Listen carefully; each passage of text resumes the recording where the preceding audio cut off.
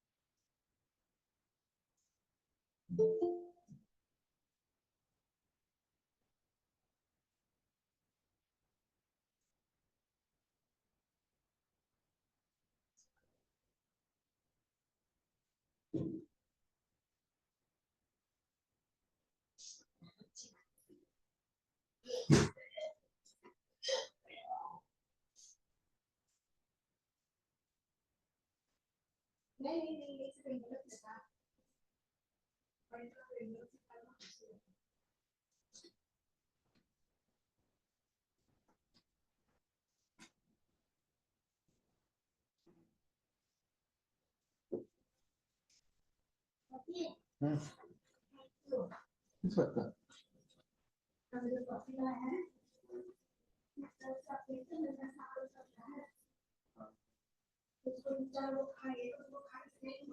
जो भी हो,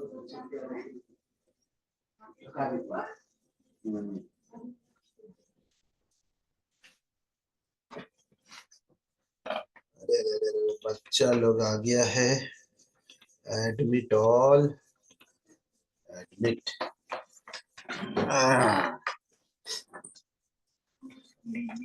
good evening, good evening, good evening. Okay, आज हमने एसएचएम का कुछ बना के भेजा है, मिला है तुम लोग को? देखा है?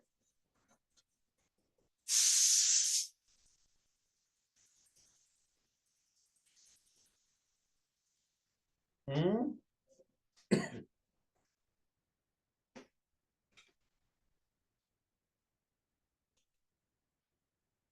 अच्छा साउंड कम है।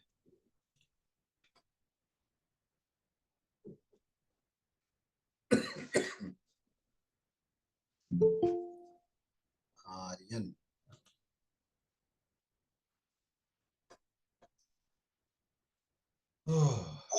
Good evening sir. Good evening, good evening sir. Good evening. ये देखो, आज जो चैप्टर पढ़ाने जा रहा हूँ बहुत ही इम्पोर्टेंट है।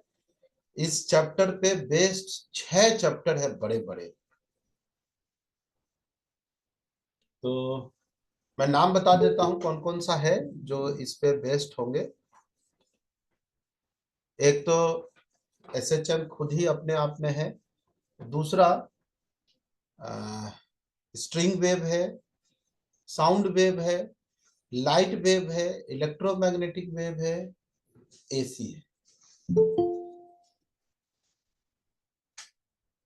तो अगर ये चैप्टर में थोड़ी सी भी आपकी कमी रहेगी तो ये 6 चैप्टर आपको बहुत परेशान करेगा। तो आपको ये मान के चलना है कि it is the foundation of 6 chapter. 3 chapter 11th में है और 4 चैप्टर 12th में।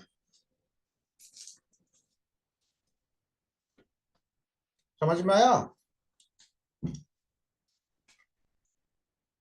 Yes sir. तो पूरे ऑनेस्टी से दम लगा के अच्छा से पढ़ना है। कोई भी कंफ्यूजन हो तो आपको समझना है।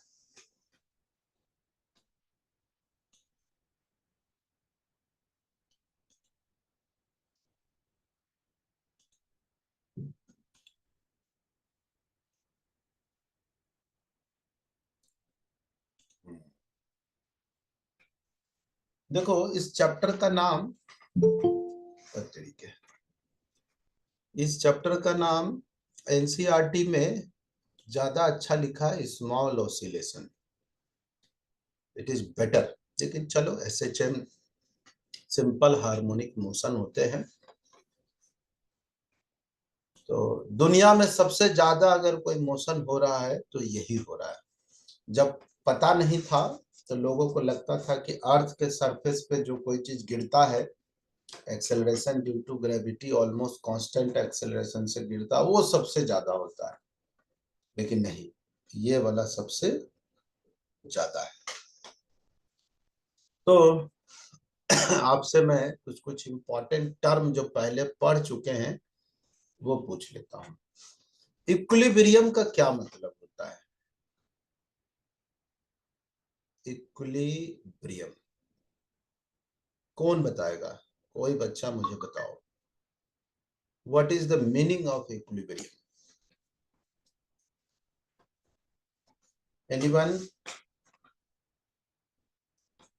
मृदुल तुम बताओ। सर एक ऐसी स्टेट जिसमें क्या कहते हैं, कोई जो बैलेंस एक तरीके से जो हो, और जो क्या कहते हैं, जिसमें कोई एक्सटर्नल एनर्जी ना लगे। चलो उतना अच्छा तो नहीं लग रहा है। चलो आर्यन तुम बताओ इक्विलिब्रियम का मतलब।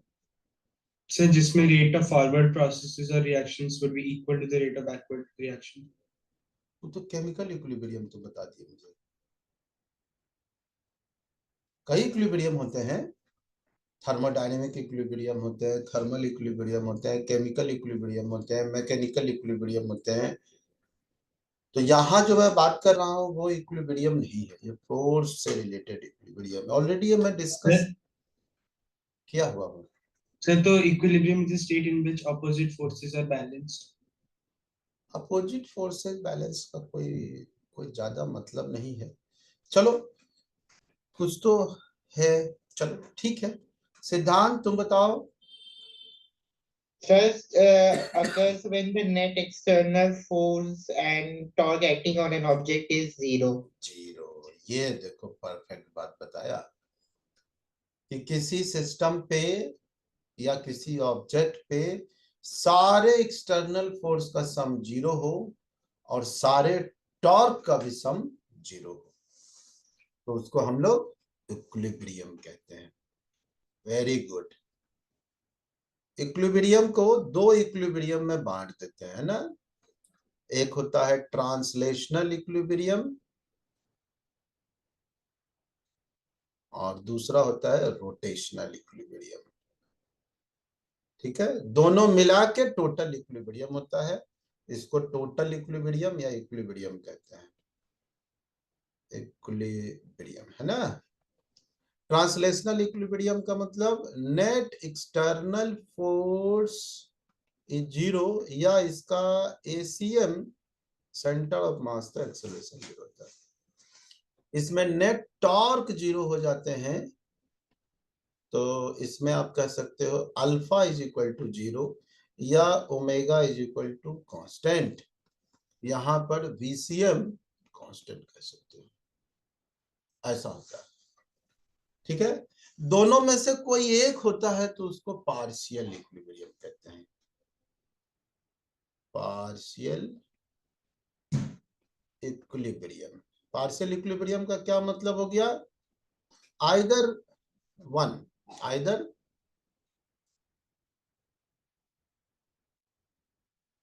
ट्रांसलेशनल और रोटेशनल, दोनों में से कोई एक इक्विलिब्रियम होना चाहिए, तो उसको हम पार्शियल इक्विलिब्रियम कहते हैं। ठीक है, अब इसमें और भी आगे है, ये इतना तो मैं पहले पढ़ा चुका हूं। यहां पर आता है इक्विलिब्रियम का मतलब stable unstable equilibrium, stable and unstable equilibrium. ये नया चीज अभी आपको जानना है। किसी को आता है इक्विलिब्रियम? सर स्टेबल वही होता है ना जिसमें मतलब पोटेंशियल एनर्जी मिनिमम होती है और अनस्टेबल में मैक्सिमम होती है। हाँ, गुड गुड, ये भी एक क्राइटेरिया है। स्टेबल इक्विलिब्रियम, देखो मैं एक एग्जांपल देता हूं। जैसे आपके पास बाउल है, कटोरा जिसको कहते हैं, प्याली कहते हैं, जिसमें हम लोग खाना खाते हैं, आइसक्रीम खाते हैं, ऐसे ही होता है ना बाउल। अब इस बाउल में एक छोटा सा कोई ऑब्जेक्ट रख दो, एकदम बॉटम पे, बॉटम नहीं हुआ हमसे, यहाँ कर देता हूँ, बॉटम पे एकदम छोटा सा ऑब्जेक्ट। तो क्या होगा, इस पे नीचे फोर्स लगेगा mg, और ऊपर नॉर्मल रिएक्शन। कितना हो जाएगा, ये इक्विलिब्रियम में है, नेट फोर्स 0 हो जाएंगे, एक्सेलरेशन इसका Yes, sir. 0 हो जाएगा, है ना, वेलोसिटी कांस्टेंट हो जाएंगे, मतलब कांस्टेंट है, यहाँ 0 ही है, ऐसा बात नहीं है। और इसका पोटेंशियल एनर्जी देखोगे तो एकदम मिनिमम होगा, मिनिमम है। तो इसको हम लोग कह सकते हैं स्टेबल इक्विलिब्रियम। अब इसी बाउल को आप उलट के रख दो और ऑब्जेक्ट को यहाँ पे रख दो, तो यहाँ भी फोर्स लगेगा mg, और यहाँ भी लगेगा नॉर्मल रिएक्शन। ये भी mg के बराबर ही है, इसका एक्सेलरेशन 0 है, नेट फोर्स 0 है, सब है, वेलोसिटी कांस्टेंट है, सब चीज है। बट पोटेंशियल एनर्जी यहाँ क्या है, जितना पॉसिबल यहाँ से यहाँ जा सकता है तो मैक्सिमम है ऐसा। अब देखो, इस इक्विलिब्रियम को हम डिस्टर्ब करते हैं, इसको थोड़ा सा हम डिस्टर्ब कर दिए, इक्विलिब्रियम से हटा के कहीं और ले गए, छोटा सा डिस्प्लेसमेंट किए, तो नॉर्मल ऐसा हो जाएगा, mg स्टिल डाउनवर्ड होंगे। तो देखोगे कि इस पे नेट फोर्स, जो नेट एक्सेलरेशन या नेट फोर्स जो है, इक्विलिब्रियम की तरफ ही आ गया। हटाओगे, छोड़ोगे तो वापस इक्विलिब्रियम की तरफ चला जाएगा, है ना। और इस केस में क्या होता है, हम थोड़ा सा इसको डिस्प्लेस करते हैं, तो नॉर्मल इधर, mg इधर, और क्या होगा, इसमें जो नेट फोर्स होगा वो अवे फ्रॉम इक्विलिब्रियम पोजीशन पे होगा। मतलब एक बार आप इसको डिस्टर्ब कर दोगे इक्विलिब्रियम से, तो भाग जाएगा वहां से, फिर ये वापस नहीं आएगा। तो ऐसे इक्विलिब्रियम को हम अनस्टेबल इक्विलिब्रियम कहते हैं, कि इक्विलिब्रियम से डिस्प्लेस करने के बाद नेट फोर्स इक्विलिब्रियम से दूर की तरफ ले जाते हैं, never come back to original equilibrium position. तो इसको अनस्टेबल और इसको स्टेबल इक्विलिब्रियम कहते हैं। समझ में आया? Yes sir. हाँ, यही चीज टॉर्क के साथ भी हो सकता है। अगर कोई चीज रोटेशन वाला हो रहा है, इसको भी देखोगे कहीं किसी एक्सिस के अबाउट, किसी पॉइंट के अबाउट, तो टॉर्क भी लिख सकते हो। तो टॉर्क भी हो जाते हैं, किसी किसी में दोनों हो जाते हैं। तो these are the example of stable और अनस्टेबल इक्विलिब्रियम। तो ऑसिलेशन होने के लिए स्टेबल इक्विलिब्रियम का होना जरूरी है ना। एक और याद दिला दूं, जो फोर्स होते हैं F, वो होता है -du/dr, याद है? Yes sir. तो देखो अगर ये 0 है, इफ Fr 0 है, तो इसका मतलब -du/dr भी 0 हो गया। u का मतलब पोटेंशियल एनर्जी। तो u क्या होगा, आइदर मैक्सिमा होगा या मिनिमा होगा। तो दोनों मिलता है इक्विलिब्रियम में, ये मैक्सिमम पोटेंशियल एनर्जी भी मिलता है, मिनिमम भी मिलता है। जब मैक्सिमा होता है तो अनस्टेबल इक्विलिब्रियम होते हैं, मिनिमम होते हैं तो स्टेबल होते हैं। तो ऐसा केमिस्ट्री में आपको खूब पढ़ाया गया होगा कि जितना ज्यादा एनर्जी होगा उतना अनस्टेबल होंगे, और जितना कम एनर्जी होगा उतना स्टेबल होगा। ऐसे पढ़ाए जाते हैं। Yes sir. इसी से पढ़ाए जाते हैं कि कम एनर्जी है, हम देंगे तो वापस वहीं आ जाएगा, मिनिमम एनर्जी के पास वो आके रुकेगा, है ना। और ज्यादा एनर्जी वाला सिचुएशन होगा तो वो अनस्टेबल इक्विलिब्रियम होगा। एक बार वहां से वो चला तो फिर लौट के नहीं आएगा। समझ में आया? सर हाँ ये del u by del r equal to 0 है, तो हाँ। यू मैक्सिमम मिनिमम या कांस्टेंट भी तो हो सकता है। क्यों? किसी चीज का डिफरेंशिएशन 0 होता है तो आइदर वो मैक्सिमा पे 0 होता है या मिनिमा पे 0 होता है।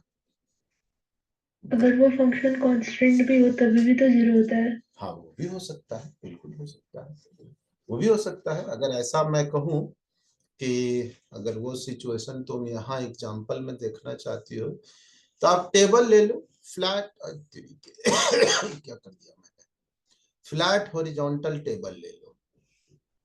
मान लो हैं,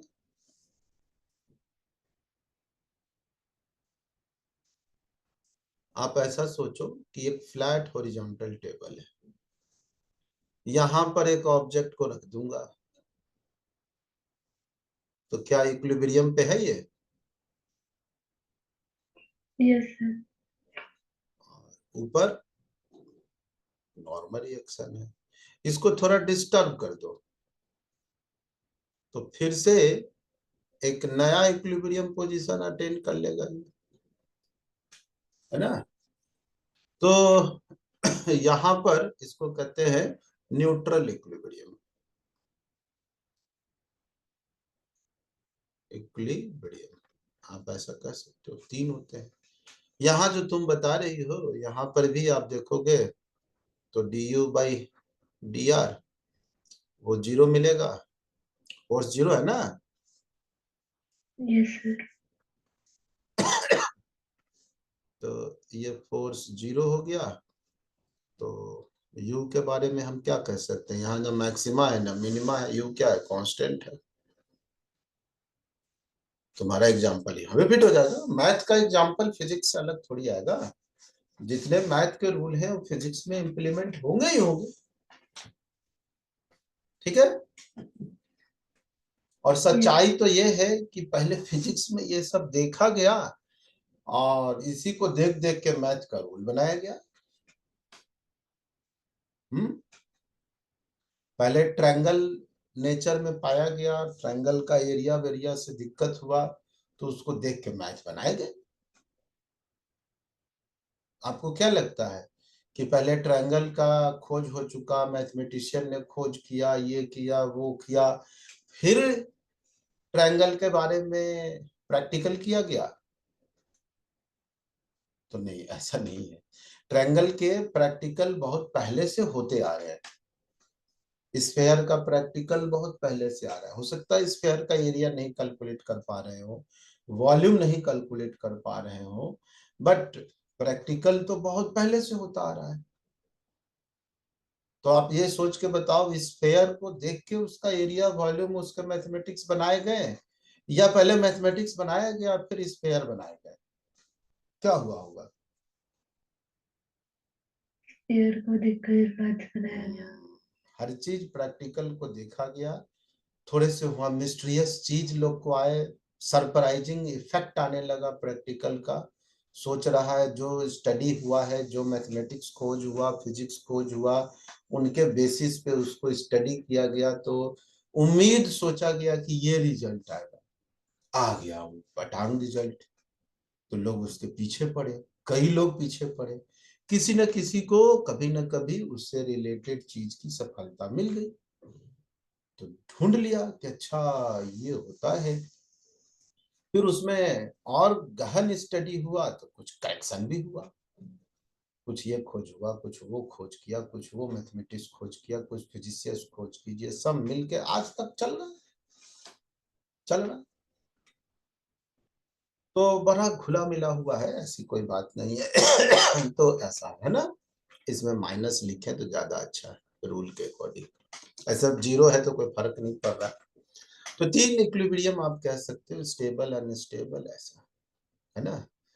अब देखो एक चीज और हो रहा है कि अगर कोई इक्विलिब्रियम है, ये मान लो इक्विलिब्रियम पोजीशन है, ओरिजिन मान लेते हैं इक्विलिब्रियम है, इट इज इक्विलिब्रियम, इक्विलिब्रियम है, और इसको हम आगे ले जाते हैं, है ना, तो इस पे फोर्स पीछे की ओर जनरेट हो जाए, ठीक है, और इसको मैं लेफ्ट ले जाऊं तो फोर्स आगे की ओर जनरेट हो जाए। अगर ऐसा होगा तो ये कैसा होगा, स्टेबल इक्विलिब्रियम होंगे। Yes, sir. अगर ऐसा नहीं होगा, भगा दिए भाग गया, भगा दिए फिर नया इक्विलिब्रियम हो गया, तो स्टेबल इक्विलिब्रियम तो होगा नहीं। तो यहाँ पर ये देखा गया कि ये जो फोर्स है और ये जो डिस्प्लेसमेंट है, मान लो एक्स डिस्प्लेस कर दिए हैं, तो फोर्स जो है वो आप ऐसा कह सकते हो डायरेक्टली प्रोपोर्शनल होता है -x का पावर n, और n जो है एक ऑड नंबर होना चाहिए, ऑड इंटीजर, ठीक है। अगर ऐसा होगा तो ये स्टेबल इक्विलिब्रियम में ला के देगा। अगर मान लो n की जगह 2 रख दो तो ऐसा नहीं होगा, आप आगे ले जाओगे तो पीछे नहीं आएगा, पीछे ले जाओगे तो आगे नहीं आएगा, हो जाएगा ऐसा। अगर मान लो प्लस रख दे, +2 रख दे तो क्या होगा, ये प्लस कर देगा, आप राइट की ओर भगाओगे फोर्स राइट आ जाएगा, भाग जाएगा वहां से। तो उल्टा होना चाहिए, फोर्स ऑलवेज माइनस में होना चाहिए, इसीलिए ऑड नंबर होना चाहिए। तो ऐसे फोर्स को हम लोग रेस्टोरिंग फोर्स कहते हैं। कौन सा फोर्स कहते हैं, रेस्टोरिंग फोर्स, वापस उसको इक्विलिब्रियम तक लाता है या लाने वाला ऐसा फोर्स जनरेट हो जाता है। इसी का जो सबसे सिंपल वर्जन है कि -x⁻1, n का वैल्यू 1 ले लिया, उसी का नाम रख दिया SHM, और कहो तो इसका नाम हो गया लीनियर SHM, पूरा अच्छा बोले तो, ठीक है।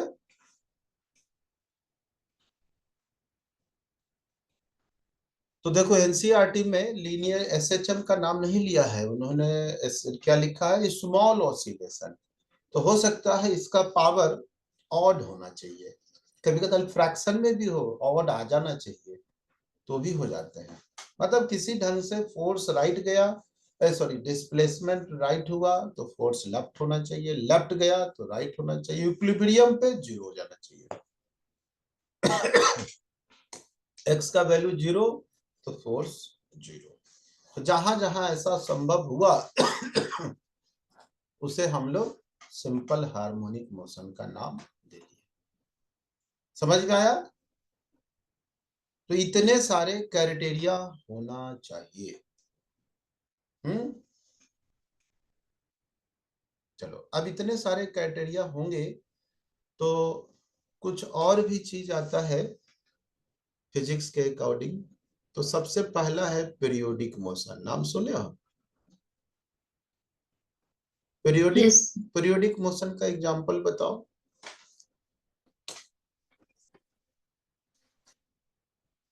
Pendulum.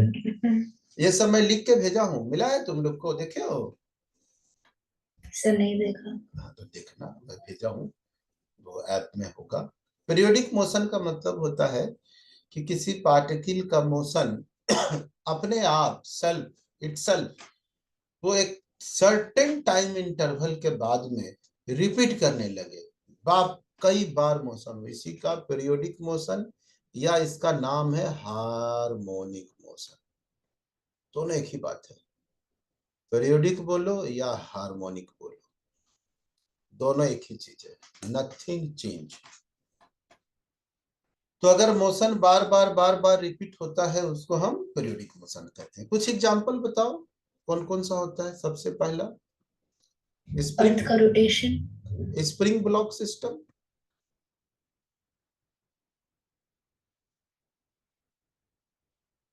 अगर ऐसा एक स्प्रिंग को दीवार के साथ अटैच कर दें और उसमें एक ब्लॉक बांध दें, एम मास के ब्लॉक को। ये इक्विलिब्रियम है, अभी इसको थोड़ा सा यहाँ से पुल करके यहाँ ले आओ और छोड़ दो, तो यहाँ से यहाँ ये आपको देखोगे कि ये प्लस ए जाएगा और यहाँ से इधर देखोगे तो माइनस ए जाएगा। यहाँ से यहाँ ये ऑसिलेट करता रहेगा, यहाँ से यहाँ ऑसिलेट करता रहेगा आगे पीछे। यहाँ फ्रिक्शन नहीं है, कोई डेसिपेटिव फोर्स वगैरह नहीं है, आइडियल सिचुएशन है, कंप्लीट आइडियल। तब हम लोग इसको कहते हैं, इस वाले सिचुएशन को, कि टू एंड फ्रो मोशन करता रहेगा, ऑसिलेट करता रहेगा, अपना मोशन बार बार बार बार रिपीट करता रहेगा। ठीक है, ये देखे हो मोशन। दूसरा पेंडुलम जरूर देखा होगा आप लोगों ने, कई के घर में होता है पेंडुलम, घड़ी वाला। नहीं है तो आप एक धागा ले लो,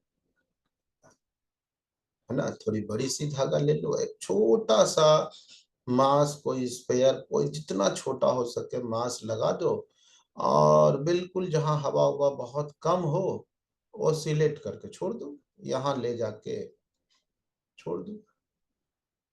तो अगर कोई एयर रेजिस्टेंस वगैरह नहीं है तो ये हमेशा इधर से इधर, यहाँ से यहाँ ऑसिलेट करता रहेगा।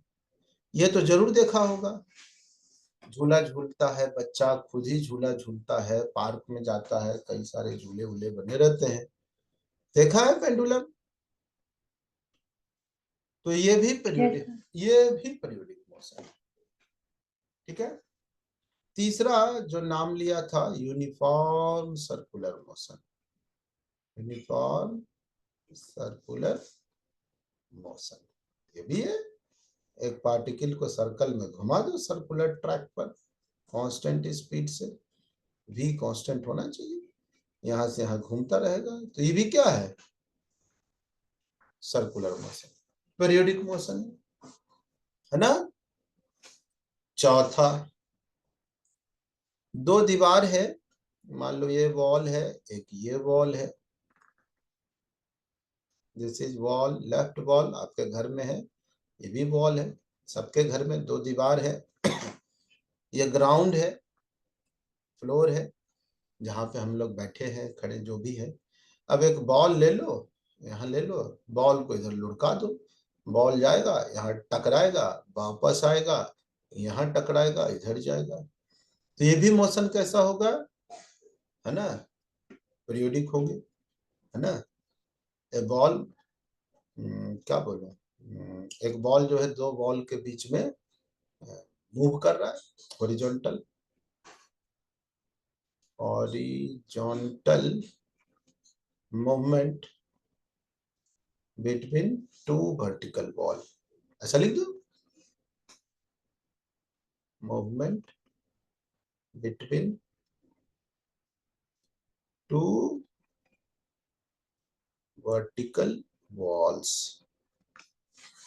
ये होगा कि नहीं होगा पीरियोडिक, कोई फ्रिक्शन नहीं है, आइडियल है। फ्रिक्शन होगा भी तो बॉल तो रोल करके कोई नहीं, लेकिन रोल में दिक्कत हो जाएगा, फिर घटना शुरू होगा। फ्रिक्शन नहीं है यहां से गया, टकराया आया, टकराया आया। ये पीरियोडिक है कि नहीं है, पीरियोडिक है। एक इलास्टिक फ्लोर ले लो, इलास्टिक फ्लोर, और एक इलास्टिक बॉल ले लो, इलास्टिक बॉल, और किसी हाइट से छोड़ दो। एक इलास्टिक फ्लोर पे एक इलास्टिक बॉल को बाउंस करने के लिए छोड़ दो, तो इसका मोशन भी कैसा होगा, पीरियोडिक होगा। एक फिक्स टाइम इंटरवल पे अपना मोशन रिपीट करता रहेगा, रिपीट करता रहेगा, रिपीट करता रहेगा, करता ही रहेगा, करता ही रहेगा। तो इन सारे को हम लोग क्या कहते हैं, पीरियोडिक मोशन या हार्मोनिक मोशन, है ना। एक और मुक्तांशिका बताई थी, प्लेनेट का मोशन जो होते हैं सन के अराउंड, ये भी पीरियोडिक होता है, फिक्स पीरियड में घूम रहा होता है। ये सन है, ये प्लेनेट है, घूम रहा है ना। अगर ये अर्थ है या प्लेनेट है, इसके चारों तरफ एक सैटेलाइट भी इलिप्टिकल ऑर्बिट में घूमता है, ये भी है पीरियोडिक मोशन। पीरियोडिक मोशन, ये भी है पीरियोडिक मोशन।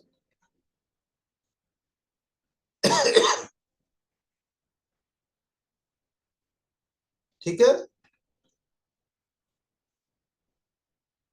सर हाँ क्वेश्चन है, हाँ आपने पहले वो f proportional to minus x to the power n लिखा था, जिसमें हम्म, अगर उसमें माइनस हो और x का पावर अगर इवन हो, जैसे ग्रेविटेशनल फोर्स में होता है माइनस रहता है पर r स्क्वायर के प्रोपोर्शनल होता है।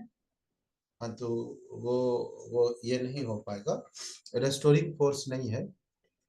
एक बार इक्विलिब्रियम से वो चल पड़ा तो उधर ही भाग जाएगा, तो लौटेगा। फोर्स तो लौ- रिस्टोरिंग होगा ना, क्योंकि माइनस साइन है। तो स्क्वायर करेंगे तो माइनस का प्लस हो जाएगा ना। नहीं, जैसे ग्रेविटेशनल फोर्स होता है वो माइनस भी रहता है पर r का स्क्वायर भी रहता है उसमें। मैं समझा नहीं तुम क्या कहना चाह रही हो। जैसे एक ऑब्जेक्ट है m मास का, कोई दूसरा मास है, हटाओ बड़ा मास, इस पे फोर्स लगाएगा। Yes sir. ये फोर्स अभी इस पे बताओ कैसा फोर्स लगाएगा। अगर इसके दूरी r कह रही हो कि r दूरी पे ये फोर्स होगा, तो पहले ही बताओ कि कोई इसका इक्विलिब्रियम पोजीशन है, मिलेगा? तो मिलेगा ही नहीं।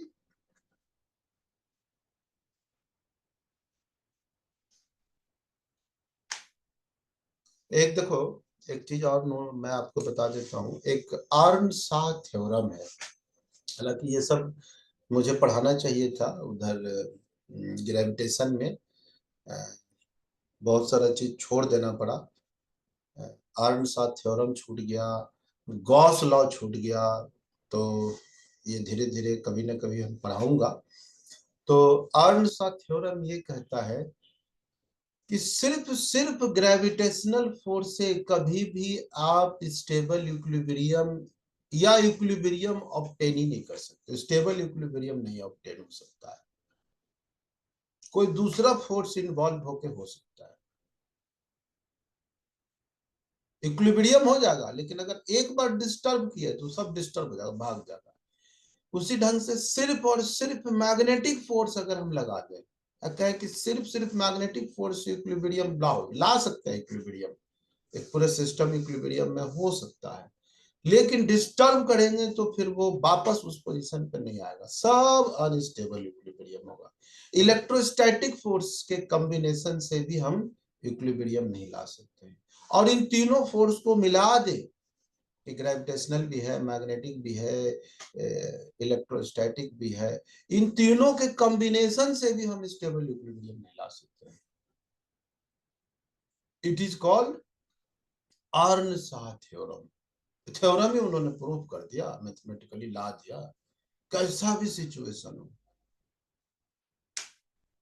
ठीक है। तो अगर केवल इतना ही हम जाने कि अगर अर्नशा थ्योरम है तो सिर्फ और सिर्फ ग्रेविटेशन से हम स्टेबल इक्विलिब्रियम नहीं ला पाएंगे। तो हम लोग जितने दिमाग लगाना है लगा लो, फेल हो जाएगा। तो मिलेगा कोई इक्विलिब्रियम, मिलेगा इसका? नहीं मिलेगा। हाँ, आप ये कर सकते हो कि एक पॉजिटिव चार्ज है, एक नेगेटिव चार्ज है, एक पॉजिटिव चार्ज है, ये भी पॉजिटिव चार्ज है, बीच में कोई नेगेटिव चार्ज रख दो, तो हो सकता है ये इक्विलिब्रियम में हो। इस पे देखोगे ये रिपेल करेगा और ये वाला कोई बीच वाला है इसको अट्रैक्ट कर लेगा, इसका देखोगे तो ये रिपेल होगा, ये अट्रैक्ट कर लेगा, और इस पे भी देखोगे कि ये भी इधर अट्रैक्ट कर लेगा, ये भी सब हो सकता है, ये भी इक्विलिब्रियम में, ये भी इक्विलिब्रियम में, ये भी इक्विलिब्रियम में। लेकिन अगर इसको हम डिस्टर्ब किए, थोड़ा सा इधर लाएंगे तो भाग जाएगा, इधर आके इससे टकरा जाएगा, सब डिस्टर्ब हो जाएंगे। ऐसा हो ही नहीं सकता है कि आप इससे स्टेबल इक्विलिब्रियम ला दो, नेवर। समझ में आया? Yes sir. हाँ, इसके साथ कोई और फोर्स लगाना पड़ेगा। इस सबको फिक्स कर देंगे तो हो सकता है हो जाए। अकेला अकेला फोर्स से स्टेबल इक्विलिब्रियम कभी अचीव नहीं होगा। ठीक है, ये सब प्रूफ करना है, और ये सारे प्रूफ सब गॉस लॉ से ही होते हैं। बिना गॉस लॉ का अर्नशा थ्योरम ये सब प्रूफ सोच ही नहीं सकते कि लाया भी जा सकता है। ठीक है, तो ये हमारे माइंड में है कि पेशेंस, थोड़ा और पेशेंस रखो, है ना। बहुत सारा चीज पढ़ाना है, बहुत सारे चीज पढ़ाना है। तो अभी तो पूरे 11th आप ऐसा मान लो कि हम आपके अभी फाउंडेशन पे ही वर्क कर रहा हूँ। ठीक है, तो 12th आएगा तो थोड़ा सा मैं इसमें इम्प्रूवमेंट करूंगा। हो सकता है कई बच्चे इसको खिलाफत जाए कि नहीं ना, बहुत सर भारी लग रहा है, बहुत मेहनत, ये सब बेकार है, इतना दिमाग लगाएंगे। तो बहुत बच्चों का विचार ऐसा जनरेट हो सकता है, तो देखेंगे वहां पे क्या करना है। बट अभी फिलहाल आप एकदम बढ़िया फाउंडेशन के साथ सारे बेसिक चीज सीख लो। ओके, ये समझ में आया? तो इसको कहते हैं रेस्टोरिंग फोर्स। हाँ, हम अब चलो इस एग्जांपल में देख रहे हैं पीरियोडिक मोशन में। देखो ये वाला जो पीरियोडिक मोशन है, ये पीरियोडिक भी है और ओसिलेटरी भी है, ओसिलेट कर रहा है। ठीक है, पेंडुलम को भी देखोगे तो पीरियोडिक भी है, ओसिलेटरी भी है। ठीक है, क्या यूनिफॉर्म सर्कुलर मोशन ऐसा है? ओसिलेशन हो रहा है तो नहीं, पीरियोडिक है बट नॉट ओसिलेटरी। इसमें कोई इक्विलिब्रियम पोजीशन है, कोई ऐसा सर्कुलर मोशन में मिलेगा हमें कि एक पॉइंट है जहां नेट फोर्स 0 है? मिल रहा है? No sir. इसमें कोई इक्विलिब्रियम पोजीशन मिलेगा पार्टिकल का? नहीं। यहाँ पर आप कह ही नहीं सकते हो कि सारे फोर्स का सम किसी भी जगह पे 0 है, ये है ही नहीं, ऑलवेज एक्सेलरेटेड है ये, बट स्टिल पीरियोडिक। उसी ढंग से इसमें देखो, दो बॉल के बीच में ये चल रहा है तो बीच में बहुत दूर तक इक्विलिब्रियम पोजीशन है, न्यूट्रल इक्विलिब्रियम में जा रहा है, जा रहा है, जा रहा है, सडन इस पे एक उल्टे डायरेक्शन में फोर्स लगा, इंपल्सिव फोर्स, वेलोसिटी उलट गया, फिर इधर आ रहा है, इधर आ रहा है, फिर उलट गया। तो ये भी पीरियोडिक है बट ऑसिलेटरी नहीं है, इस ढंग के फोर्स को फॉलो नहीं करेगा। ये वाला जो लिखाया हूं, F is directly proportional to -x to the power odd, इसको ये फॉलो नहीं करेगा, नेवर। ठीक है, यहाँ पर एक बहुत ही क्रिटिकल, बहुत ही कॉम्प्लेक्स फोर्स, लार्ज फोर्स लगा, सडन वेलोसिटी बदल दिया, उस वाले टाइम को नेग्लेक्ट कर देंगे, यहां से यहां घूमने वाला, तब आप कह सकते हो कि पीरियोडिक है। तो it is periodic but not oscillatory, it is periodic but not oscillatory. ठीक है, यहां भी वही हालत है, यहाँ पर कहीं इक्विलिब्रियम है ही नहीं, इलास्टिक बॉल है, हमेशा mg लग रहा है, यहाँ पर बहुत बड़ा फोर्स ऊपर लग गया, कभी इक्विलिब्रियम में आएगा ये? किसी भी पोजीशन में इक्विलिब्रियम में है? नहीं है। हो सकता है ड्यूरिंग द कोलिजन एक आध मोमेंट के लिए आ जाए, ठीक है, वो भी बहुत कम उम्मीद है। तो ये पीरियोडिक है, ऑसिलेटरी नहीं है। यहां भी देखो, पीरियोडिक है, ऑसिलेटरी नहीं है, पीरियोडिक है, ऑसिलेटरी नहीं है। समझ में आया? Yes sir. Yes sir. तो इन सब के बारे में डिटेल में पूरा मैथमेटिक्स, एनर्जी वगैरह सब मैं लिख के आपको भेजा हूँ, मैं एक बार दिखाना चाहता हूँ, है ना। कहा गया, हाँ देखो, 3 पेज मैंने लिखा था, है ना। देखो यही सब लिखा हुआ, पीरियोडिक मोशन, ऑसिलेटरी या वाइब्रेटरी मोशन, इतने सारे चीज लिखे, एनर्जी से भी रिलेटेड बात लिखा हुआ है ना। हार्मोनिक फंक्शन किसको कहते हैं, जिसका साइन को साइन में लिखते हैं वो हार्मोनिक होते हैं। अच्छा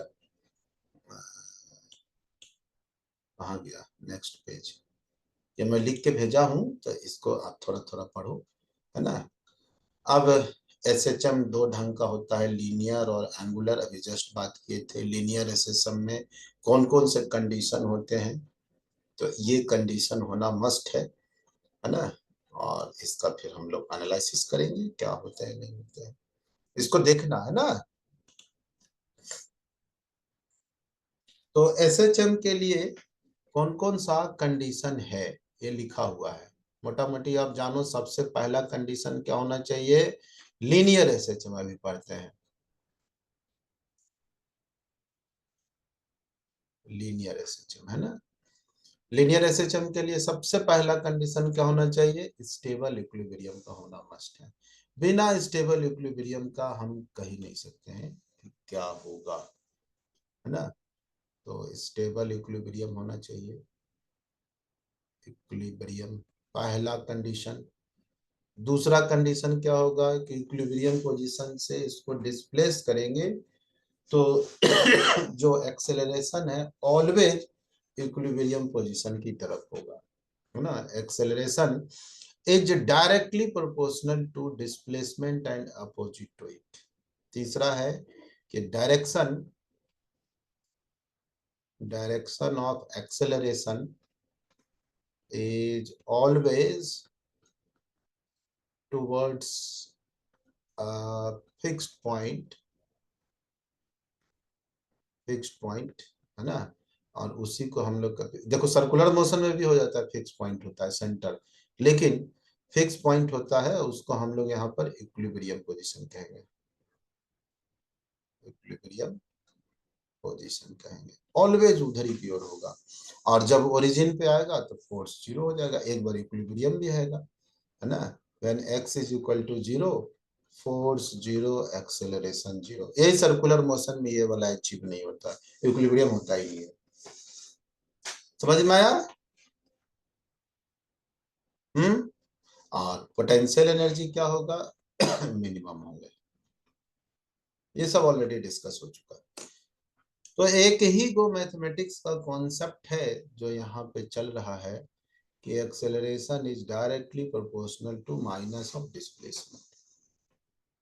तो इसको अगर मैं सॉल्व करूं तो क्या लिखूंगा, माइनस ओमेगा स्क्वायर एक्स। ये ओमेगा स्क्वायर क्यों लिखा गया, ताकि ओमेगा स्क्वायर एक पॉजिटिव बना रहे, ताकि एक्सेलरेशन हमारा रेस्टोरिंग हो। अगर ओमेगा लिख दूं, कोई कांस्टेंट लिख दूं और खुद नेगेटिव है तो पॉजिटिव हो जाएगा ना। तो एक्सेलरेशन एक्स के डायरेक्शन में होगा तो भाग जाएगा राइट की तरफ।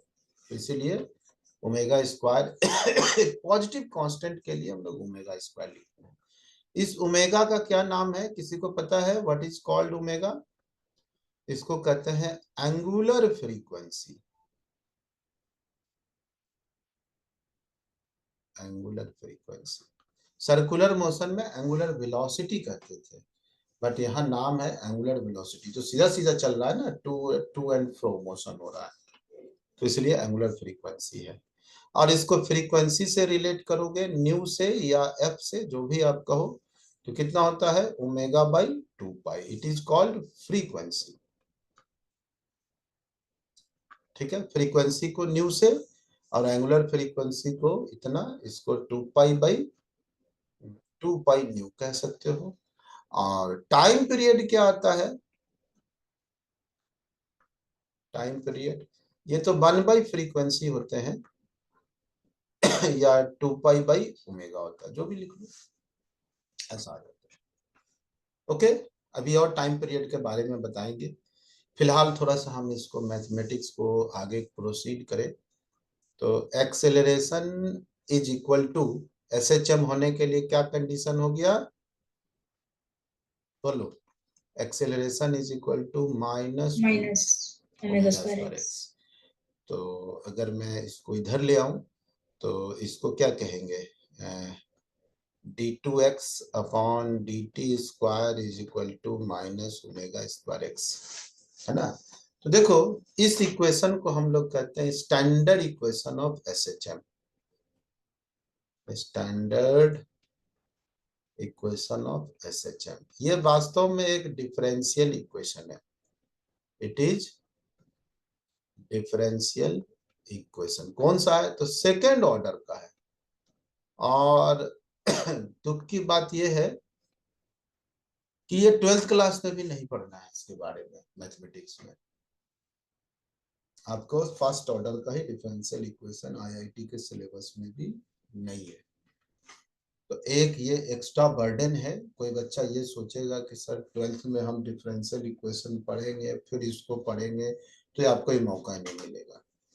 ठीक है, तो इसको ध्यान से मैथमेटिक्स का छोड़ दो। वही मैथमेटिक्स जो पढ़ना चाहिए, पहले आना चाहिए। या तो एसएचएम डालता ही नहीं सिलेबस में, डालता है तो इसको 10th वगैरह में ही थोड़ा थोड़ा बताओ ताकि बच्चा पकड़ ले।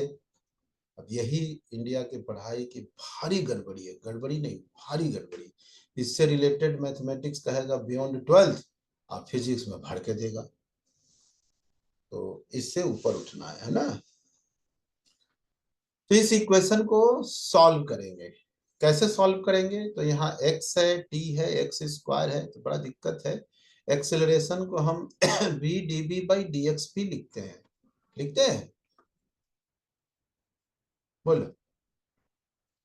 तो v dv is equal to क्या हो जाएगा? Minus omega square x dx। देखो तो चलेगा। अगर मैं इसको इंटीग्रेट कर दूं तो इसको भी इंटीग्रेट करूंगा। कहां से कहां इंटीग्रेट करूं? बोलो। तो पता नहीं है, x1 से x2 कर लूं, है ना, कि 0 से x कर लूं। चलो 0 से x ही कर लो, 0 से x कर लो। इधर 0 पे गारंटी नहीं है कि 0 होगा। हो सकता है x 0 पर कुछ वेलोसिटी हो, u हो, बाद में वेलोसिटी v होगी। कौन बताएगा इसका इंटीग्रेशन? बताओ। v स्क्वायर बाई 2 u से v minus omega square x square by 2 0 से x। 2 काट दो। तो कितना हो जाएगा ये? v square minus u square is equal to minus omega square x square. चलेगा?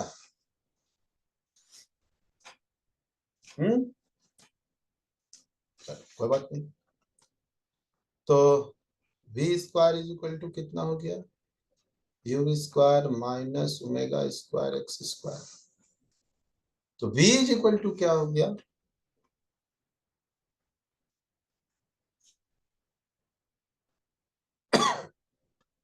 ऐसा। और v को क्या लिखते हैं? dx by dt।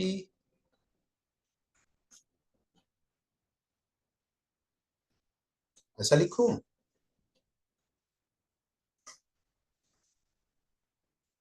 इसको नीचे ले आओ। कितना आ जाएगा? U square minus omega square x square is equal to d t. Integrate करो भाई।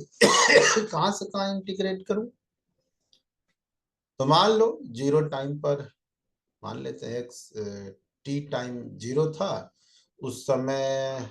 कहा मान लो 20 में मीन पोजीशन मान लो, स्पेशल, ऐसे अलग अलग मान सकते हो। टी टाइम पर कहीं एक्स हो चुका है, ऐसा मैंने मान लिया। ओके।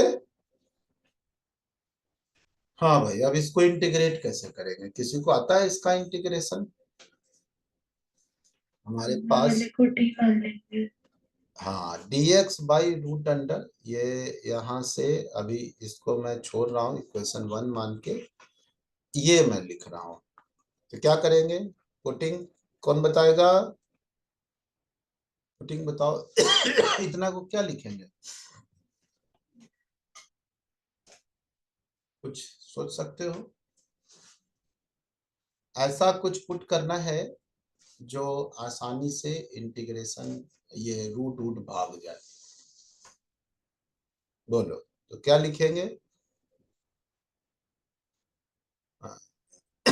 इसको ऐसा करो, कि ओमेगा बाहर कर लो, तो omega by you square by omega square और माइनस एक्स स्क्वायर, ऐसा लिख सकते हैं। Yes sir. ये 1/ओमेगा, ठीक है। अब पुटिंग करते हैं, मैं x इज इक्वल टू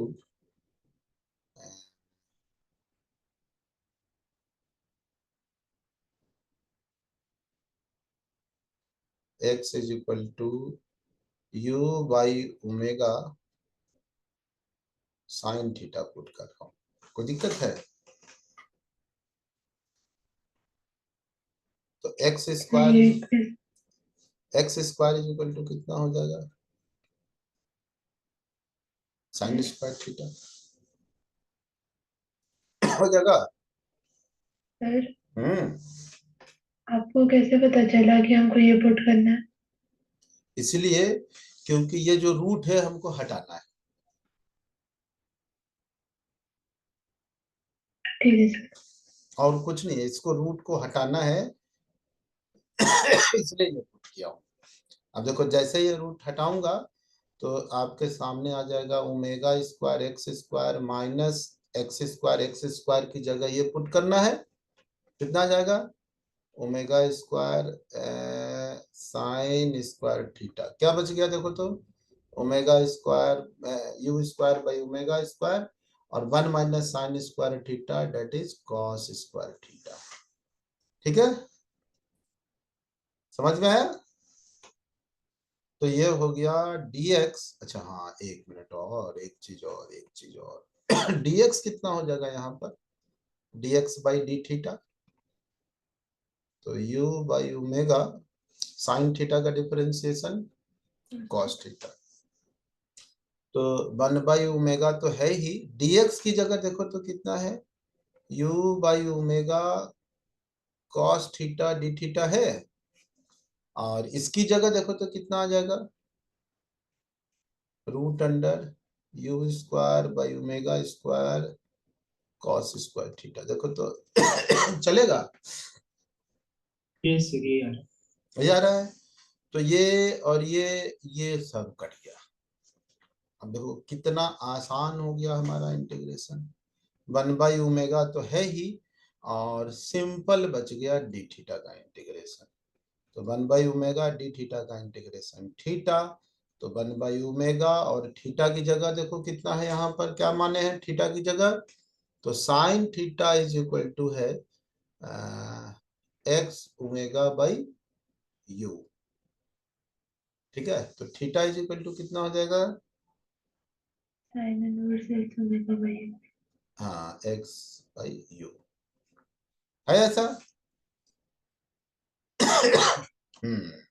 अच्छा, तो अभी क्वेश्चन 1 को मैं यहाँ पे लिखता हूँ, इसी की जगह था ना, इसके इंटीग्रेशन आ गया, तो क्या आ जाएगा इंटीग्रेशन करने के बाद 0 से इधर क्या था x इसका ओहो, इसका इंटीग्रेशन ही तो लिख लूं, अब कितना आ गया इसका इंटीग्रेशन, 1/ओमेगा sine inverse x omega by u. ठीक है, लिमिट भी देंगे, कहां से कहां दिए थे, 0 से x, और इधर कितना आया था इंटीग्रेशन में, इधर तो आसान था, राइट हैंड साइड में dt, देखो तो dt का इंटीग्रेशन t, लिमिट है 0 से t, तो sign inverse x omega by you minus sine inverse 0/u, और इधर कितना हो जाएगा, ये हो जाएगा t माइनस 0, तो ये ओमेगा आ गया, तो इधर हो जाएगा ओमेगा t तो 0 ही हो गया। तो बताओ भाई, sign inverse x omega by you कितने के इक्वल हो गया, ओमेगा t। ठीक है, तो एक्स ओमेगा बाई यू कितने के इक्वल हो गया, sine omega t. Sine omega t, इसलिए x is equal to u by omega sine omega t, ऐसा आ गया। ठीक है, समझ में आया?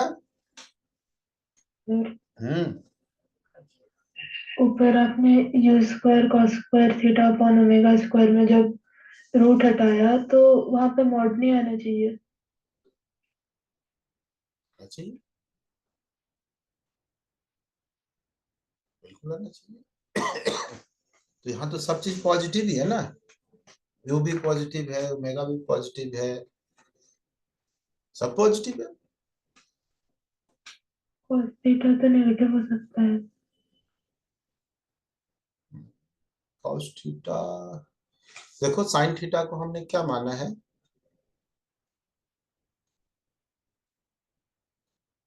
x is equal to x by u by omega sine theta.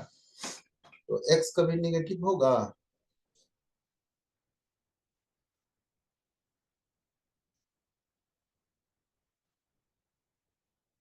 हो सकता है, x पीछे ले जाएंगे तो नेगेटिव हो जाएगा।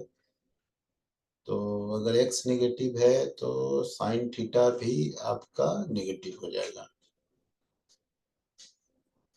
तो स्क्वायर करेंगे तो फिर से पॉजिटिव आ जाएगा।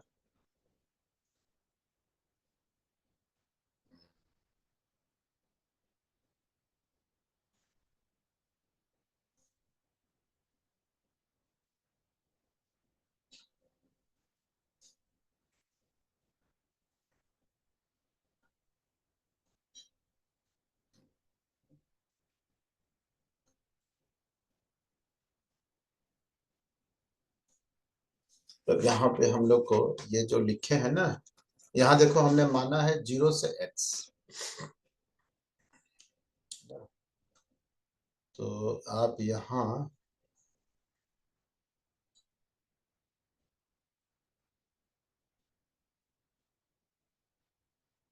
यहाँ पर x1 से x2 लिखो। उससे भी आएगा थोड़ा, और यहाँ कॉम्प्लिकेटेड आएंगे, कांस्टेंट टर्म ऐड हो जाएंगे, यहीं से हमको चेंज करना पड़ेगा। ठीक है,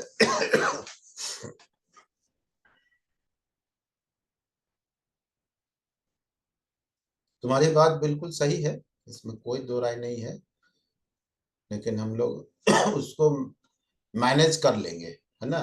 तो एक चीज और बता देता हूँ, ये तो थोड़ा सा आसान इंटीग्रेशन हमने कर दिया। तो ये जो इक्वेशन लिखा हुआ है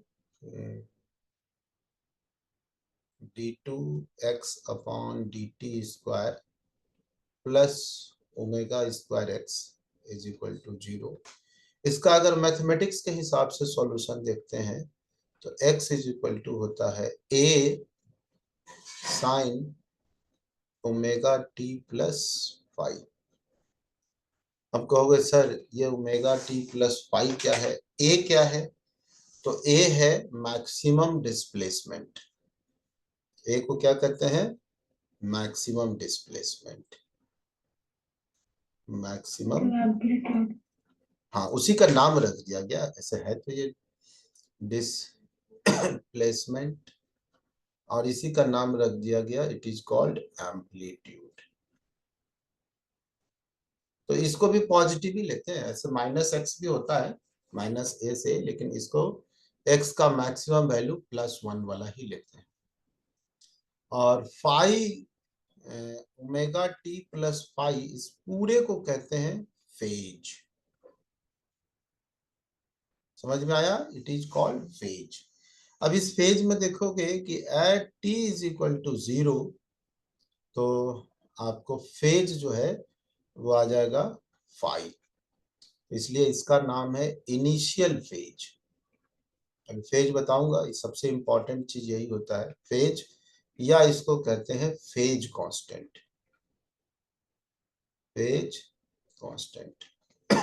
देखो हमारा सबसे ज्यादा फेज का यूज होता है इलेक्ट्रिसिटी में। हमारे घर में जो सप्लाई होते हैं वो सिंगल फेज आता है, लेकिन आप जहां भी देखोगे तो हाई टेंशन वायर में देखोगे ट्रांसफार्मर के पास या उधर से आ रहा है तो 4 लाइन होगा, 3 फेज होते हैं और एक न्यूट्रल होते हैं। तो घर में जो अप्लायंस चलते हैं सिंगल फेज से काम हो जाता है, लेकिन कोई बड़ा सा मशीन वगैरह चलाना है, मोटर चलाना है, तो वहां तीनों फेज लाइन होता है। एक फेज से बड़ा मोटर नहीं चलेगा, हेवी मोटर, जैसे आटा चक्की हो गया, बड़ा सा पंप हो गया, तो वहां पर चाहिए 3 फेज। तो कभी कदार ऐसा भी होता है कि किसी कॉलोनी में तीनों फेज गया हुआ है, लेकिन बैलेंस करने के लिए हमारे घर में एक फेज, हमारे ऊपर वाले घर में दूसरा फेज, उसके घर में तीसरा फेज, वो कोशिश करते हैं कि ये तीनों फेज में बराबर लोड पड़ता रहे, तो उनसे उनकी बैलेंसिंग होती है, थोड़े से स्टेबल बने रहते हैं। एसी में पढ़ेंगे उसको। तो कभी कदार होता है कि हमारे फेज में कुछ प्रॉब्लम आ गया, एक फेज लाइन नहीं है, तो कहता है हमारे सामने पड़ोसी के यहाँ लाइन है, मेरा नहीं है, तो वो अलग फेज में है, उसका लाइन है, मेरे यहाँ नहीं है। तो फेज फेज ऐसा आप यूज सुनते होंगे कि अभी एक फेज पे लाइन है, 2 फेज में लाइन है, एक में नहीं है, तीनों में नहीं है तो कंप्लीट पावर कट है। सुने हो ऐसा कभी बोलचाल के लैंग्वेज में यूज हुआ है? Yes sir. हाँ, तो वहां भी फेज यूज होते हैं। ऐसे फेज का मीनिंग यहाँ पर सबसे इंपॉर्टेंट चीज है फेज, ठीक है। तो ये डिफरेंशियल इक्वेशन का ये सॉल्यूशन है, ठीक है, बेहतरीन सॉल्यूशन है। इसमें जो तुम बोल रही हो अद्रिजा, वो सारे चीज टेक केयर किए गए हैं कि रूट होगा तो प्लस होगा, माइनस होगा, all the things are take care. एक और इसमें इंपॉर्टेंट चीज होता है, इससे भी स्टैंडर्ड इक्वेशन है, d2x upon dt square plus omega square x, एक कांस्टेंट टर्म होके भी जीरो होके हो जाती है। ये और है, इसको तो हम स्टैंडर्ड इक्वेशन ऑफ एसएचएम कहते हैं, इसको स्टैंडर्ड इक्वेशन ऑफ एसएचएम कहते हैं। और है, इसका जब सॉल्यूशन किया जाता है तो x इज इक्वल टू आता है a sine omega t plus five initial phase और minus c by omega square. ये सबसे बेहतरीन सॉल्यूशन है।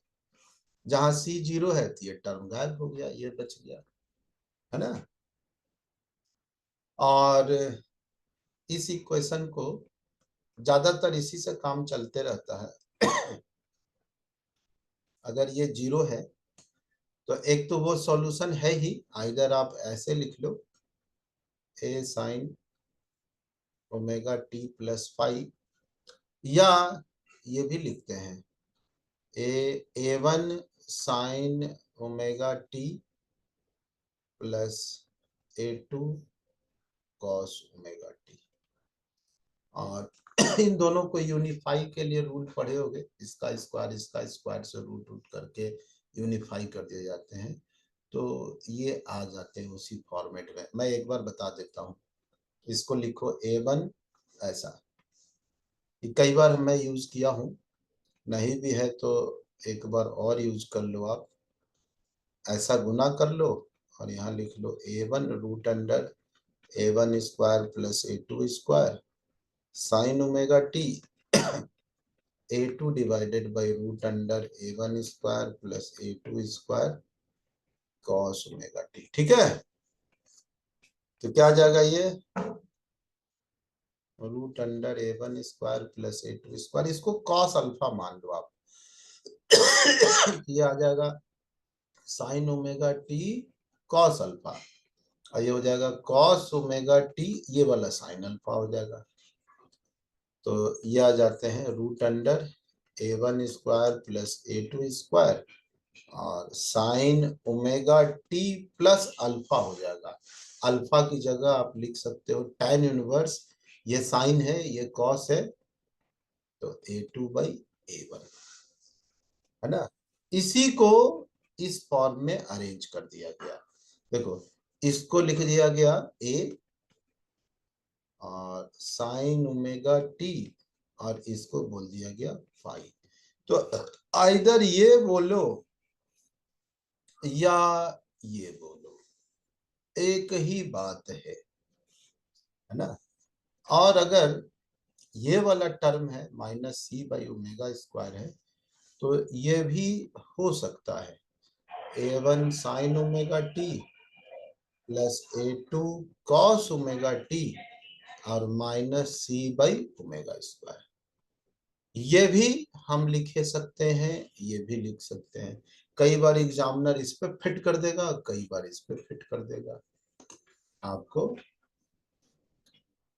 इधर उधर घुमा सकता है। एक और इम्पोर्टेंट बात बता देता हूं कि अगर आप electronics, electrical, computer science, wave से रिलेटेड ये सारे चीज अगर पढ़ते हो तो ये जो इक्वेशन है ये वाला ये वाला x is equal to A1 sine omega to A2 cos omega, इसी का जनरलाइज आता है फूरियर सीरीज में, और इससे बाहर नहीं निकलने देता है।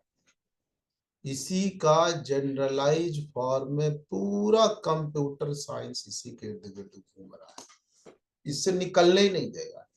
तुमको लग रहा है बहुत छोटा चीज है, लेकिन ये बहुत बड़ा चीज है। जितने भी कंप्यूटर में चीज खोज हो रहे हैं उसका बेसिक यही है, ठीक है। इसी के इर्द गिर्द घूम रहा है पूरा। इसी में इतना कॉम्बिनेशन होके ये हो गया, इतना कॉम्बिनेशन होके ये हो गया, ये हो गया, ये हो गया, ये हो गया। तो मोस्ट फंडामेंटल चीज ये है। उसमें इलेक्ट्रॉनिक्स भी शामिल होगा, कंप्यूटर साइंस भी होंगे, और इलेक्ट्रिकल का भी बहुत सारा पार्ट शामिल होगा। सब इसी के इर्द गिर्द घूम रहा है। इसी में कॉम्प्लेक्स नंबर भी इंट्रोड्यूस कर देगा और घूम फिर के यही चलाता रहता है। ठीक है, तो बहुत इंपॉर्टेंट चीज पढ़ रहे हैं हम लोग। तो देखो अल्टीमेट, मैं अभी सिंपल वाला ही लिख रहा हूँ, कांस्टेंट अभी नहीं लिख रहा हूँ।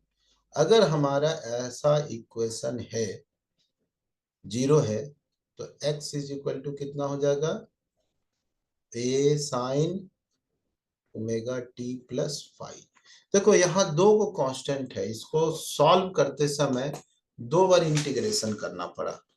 उसी दोनों इंटीग्रेशन में ये 2 कांस्टेंट आता है, a और फाइव। a को एम्पलीट्यूड और फाइव को इनिशियल फेज या फेज कांस्टेंट कहते हैं। समझ में आया?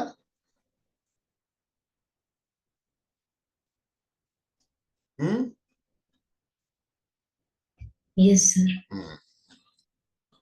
तो देखो एक दो एग्जांपल मैं दे रहा हूं, आप इसको घर पे और एग्जांपल सेट करना। देखो अगर मान लो कोई पार्टिकल एसएचएम में ओसिलेट कर रहा है, प्लस ए से माइनस ए के बीच में ये चल रहा है, घूम रहा है, ओसिलेट किए जा रहा है, किए जा रहा है, किए जा रहा है, ठीक है। कोई ऑब्जर्वर है ना, मान लो सबसे ऊपर नाम दिख रहा है मृदुल। मृदुल एक स्टॉप वॉच लेके, है ना, वो अपना टाइम काउंटिंग शुरू किया जब पार्टिकल यहां पर था और इधर की ओर जा रहा था। उस समय उसने टाइम 0 स्टार्ट कर दिया, ठीक है। Particle is position origin and moving towards right, उस समय अपना स्टॉप वॉच ऑन कर दिया। थोड़ा देर में घूमते घूमते पार्टिकल कोई भी पोजीशन, आर्बिट्ररी पोजीशन x आ गया और t टाइम आ गया, ठीक है, ऐसे चल रहा। समझ में आया? तो अब इसको वो कैलकुलेट करेगा, फाई का क्या वैल्यू होगा। ए तो ठीक है, एम्पलीट्यूड ए होंगे, तो general x is equal to A sine omega t plus phi है। यही फाई हम इनिशियल फेज ढूंढ रहे हैं। तो इस ऑब्जर्वर के लिए क्या होगा, कौन सा ऑब्जर्वर, जब इस ऑसिलेटिंग पार्टिकल को t इज इक्वल टू 0 पे राइट की ओर जा रहा है, वो अपना टाइम काउंटिंग शुरू कर दिया। तो v इज इक्वल टू कितना हो जाएगा, a omega cos omega t plus five. अब देखो at t is equal to 0, x is equal to 0, तो क्या रिलेशन आ जाएगा, x इज इक्वल टू 0 है तो क्या मिलेगा, देखो sine 0 into omega plus five is equal to 0 by a that is 0। तो क्या मिल रहा है, देखो तो sine five is equal to 0 हो गया। तो फाइव का कौन कौन सा पॉसिबल वैल्यू है, तो 0 से 360 डिग्री में 2 मिलेगा, 0 मिलेगा, 180 मिलेगा, मिलेगा ना। और इसमें 360 ऐड करते जाओ, हो सकता है 360 हो जाए, 540 हो जाए, ऐसे इसका और भी 360 ऐड होते जाएगा, हर साइकिल में मिलते जाएगा। ओके, और वेलोसिटी क्या होगा, v is equal to time 0 पे, तो a ओमेगा और ये हो जाएगा t0 पुट करेंगे तो cos फाई। ठीक है, तो अब ये बताओ कि राइट की ओर जा रहा है तो वेलोसिटी पॉजिटिव होगा, टाइम 0 से थोड़ा सा आगे बढ़ते हैं या जो भी हो, यहाँ अगर हम 0 भी पुट करेंगे तो ये कुछ ना कुछ पॉजिटिव भी होगा। तो यहाँ से आप ये बताओ फाई का वैल्यू या कॉस फाई का वैल्यू हमारा पॉजिटिव है, कौन सा वैल्यू इन दोनों में कॉमन होगा, 0 या 180? 0 0 होगा। 180 क्या हो जाएगा, अनसेटिस्फाइड हो जाएगा। तो अब ये बताओ यहाँ पर इनिशियल फेज अब एकदम कैलकुलेट हो गया, फाई का लीस्ट पॉजिटिव वैल्यू क्या होंगे, बड़ा वाला तो और भी मिल रहा है ना, 360 भी मिल रहा है, 540 भी मिल रहा है, हटाओ दोनों के लिए common solution least positive value, जो फाई का लीस्ट पॉजिटिव वैल्यू कितना हो जाएगा, 0 हो जाएगा। पॉजिटिव या लीस्ट, चलो पॉजिटिव बोलना चाहिए, या 0 है तो बड़ा नहीं, पॉजिटिव या 0 बोल लो, 0 तो 0 हो जाएगा। ठीक है, तो वो ऑब्जर्वर जो अपना टाइम काउंटिंग शुरू किया, मीन पोजीशन पे पार्टिकल था, इक्विलिब्रियम पोजीशन पर था, राइट की ओर जा रहा था, वो कहेगा कि मेरा इनिशियल फेज 0 है, तो किसी भी टाइम t पे x का जो वैल्यू मैं लिखूंगा, इस ऑब्जर्वर जो लिखेगा वो लिखेगा a साइन ओमेगा t, वो 0 नहीं लिखेगा। इस ऑब्जर्वर के लिए ये हमारा इक्वेशन बनेगा। ठीक है, समझ में आया? देखो अब दूसरा ऑब्जर्वर लेते हैं, मान लो आर्यन है, आर्यन कह रहा है कि नहीं मैं यहाँ पे टाइम काउंटिंग अपना शुरू 0 करूंगा जब x is equal two plus a, ये लेके चलूंगा। तो t टाइम के बाद में मान लो यहाँ पहुंच गया पार्टिकल, 0 पे यहाँ है, t टाइम पे यहाँ है, तो इसके लिए हम लोग क्या लिखेंगे, चलो अलग ही कर देता हूं, वहीं पे लिखना कंफ्यूज हो जाओगे आप। ये आपको तरह तरह से लिखना है और ये बहुत ही इंपॉर्टेंट है। देखो मान लो आर्यन है, आर्यन अपना टाइम काउंटिंग शुरू किया t इज इक्वल टू 0 यहाँ पे, जब x का वैल्यू मैक्सिमम है, और t टाइम पर वो बोल दिया x यहाँ पर है at any particular time t, तो x इज इक्वल टू है a sine omega t plus phi, यही फाई हम ढूंढ रहे हैं कि क्या होगा इसके लिए इनिशियल फेज, और v इज इक्वल टू हो जाएगा a omega cos omega t plus phi. तो at t is equal to 0 क्या हो जाएगा बताओ, x is equal to a sine phi, और v इज इक्वल टू कितना हो जाएगा, a ओमेगा कॉस फाई। अब देखो इसके लिए पुट कर रहे हैं तो x is equal to a है a साइन फाई, फाई का क्या वैल्यू आएगा, 0 से 360 के बीच में दो वैल्यू बताओ,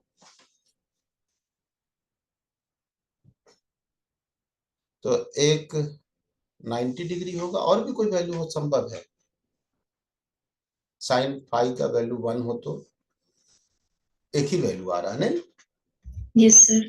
चलो एक ही वैल्यू, और भी देखेंगे तो इसमें 360 ऐड करते चले जाएंगे, मिलता जाएगा।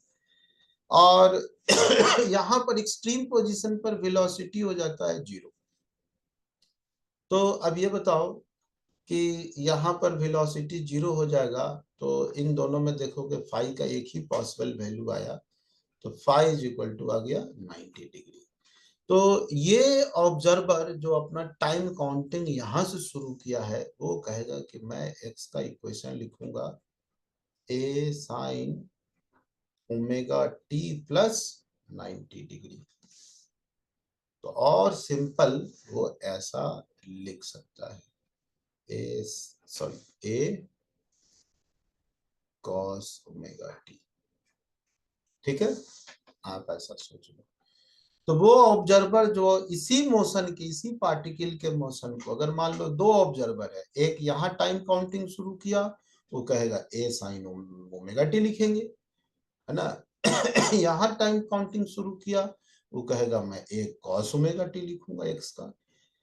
तो अलग अलग ऑब्जर्वर के लिए अलग अलग इनिशियल फेज होते हैं और वो लिख सकता है। मतलब ये जो इनिशियल फेज था जिसको फाई हम लिख रहे थे जनरल, तो इनिशियल फेज पार्टिकल का इनिशियल स्टेटस, वेलोसिटी, डायरेक्शन वो बताने लगता है कि टाइम जीरो पे पार्टिकल कहां पर था, मतलब ऑब्जर्वर कौन सा ऑब्जर्वर इसको लिखा है इक्वेशन, और उसके लिए टाइम जीरो कहाँ था, उसका इनिशियल स्टेटस क्या था।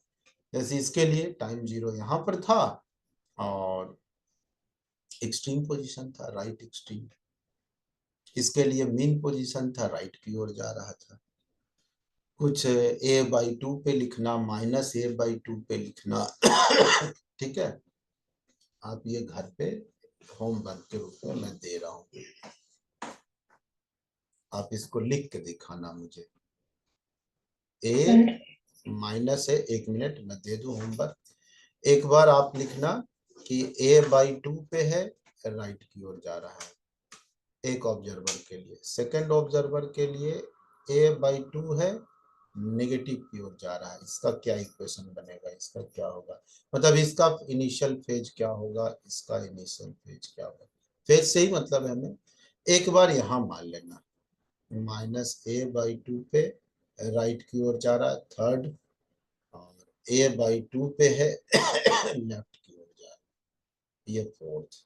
चारों फाई का वैल्यू बता देना। हाँ बोलो। सर ये फाई कौन से एंगल को दिखा रहा है? सॉल्यूशन में जो आया था फाई, डिफरेंशियल इक्वेशन के सॉल्यूशन में फाई आ जाते हैं, ये वाला उसी फाई के बारे में बता रहा हूँ। मतलब इस फाई का कोई फिजिकल कोई वो प्रेजेंस नहीं है?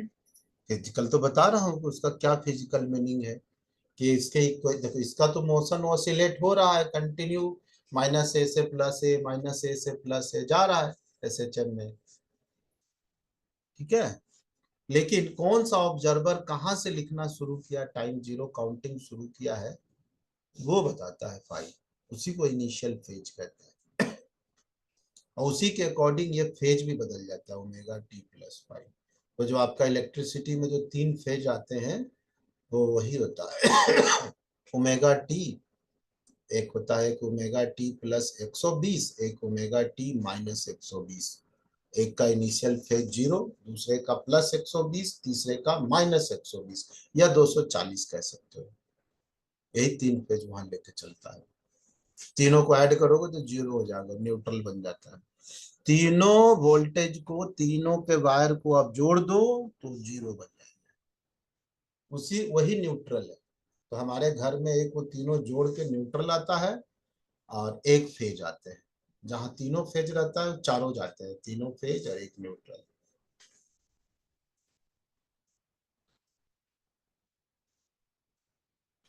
ठीक है, आप इसको करो, इसी पे पूरा SHM टिका हुआ है, इसी पे।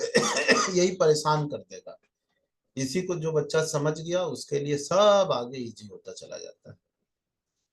तो आप इसको फेज के लिए आप इत्मीनान से पढ़ो, क्वेश्चन यूज करो। एक और भी इसका ज्योमेट्री बताऊंगा, फेजर डायग्राम बताऊंगा, उससे थोड़ा ऑब्जर्वेशन आसान हो जाएगा। लेकिन अभी आप मैथमेटिकली चलो। ठीक है। यस। इस चैप्टर में आप बाकी सब चीज छोड़ के, स्कूल ट्यूशन फ्यूशन कोचिंग वोचिंग को छोड़ के थोड़ा सा इस पर ध्यान दो। जबरदस्त पढ़ाई करो, ये आगे का पूरा बेसिक है। ठीक है, चलो okay, thank you sir. Okay, bye bye.